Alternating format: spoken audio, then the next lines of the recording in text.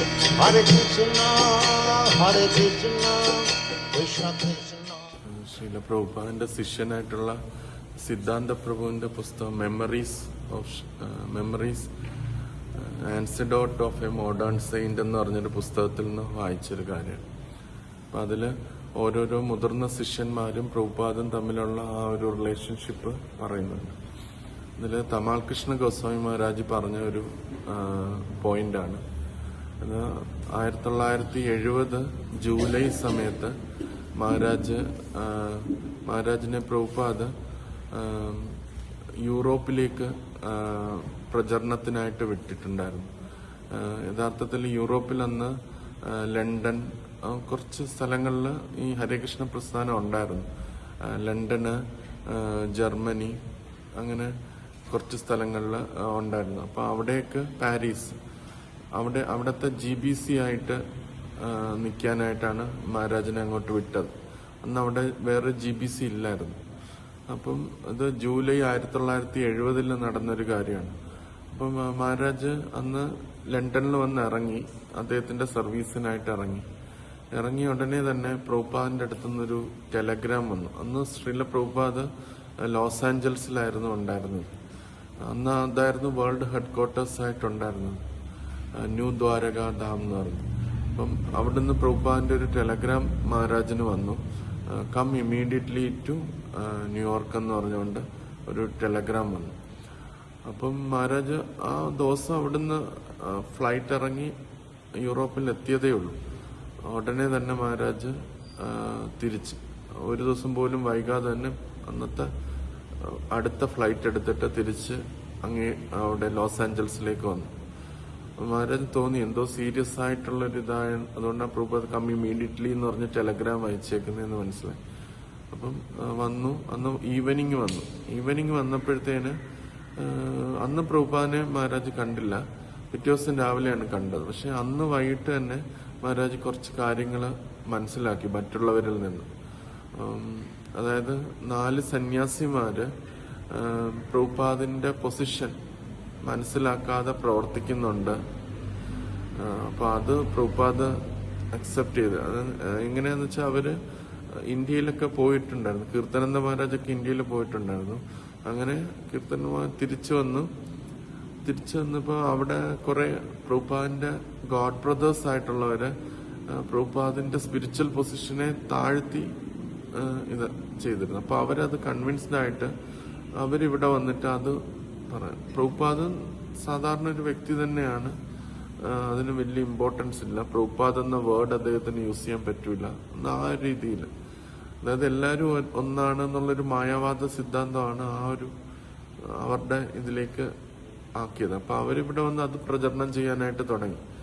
ഈ 4 സന്യാസിമാർ, പ്രഭുപാദ് ആദ്യമായിട്ട് 4 സന്യാസിമാർക്ക് സന്യാസ ദീക്ഷ കൊടുത്തതാണ്. അപ്പൊ ആ 4 സന്യാസിമാരാണ് ആ രീതിയിൽ വന്നത്.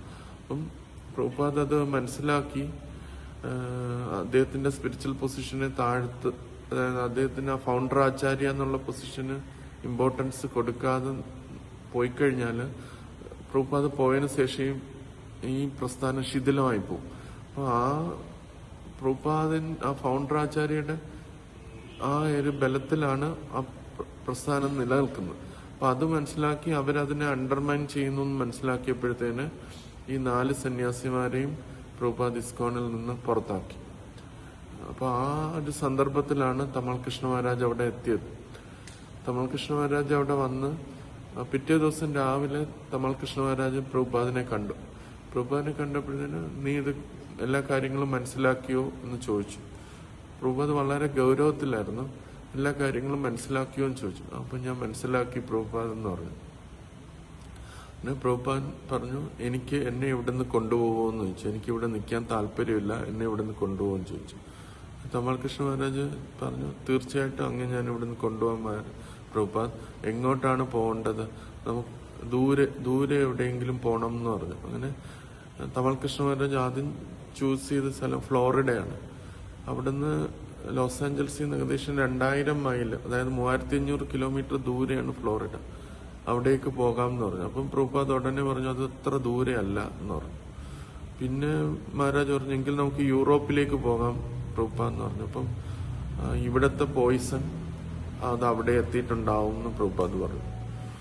അപ്പം പിന്നെ അങ്ങക്ക് എവിടെയാണ് പോകേണ്ടതെന്ന് വെച്ചപ്പോൾ എനിക്ക് ഇന്ത്യയിലേക്ക് പോകണം എന്ന് പറഞ്ഞു.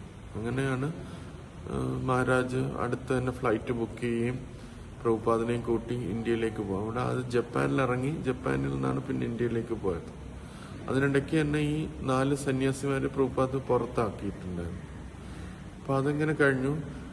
അങ്ങനെ പ്രഭുപാദ് 1977, ഇത് 70-ൽ നടന്ന കാര്യമാണ്.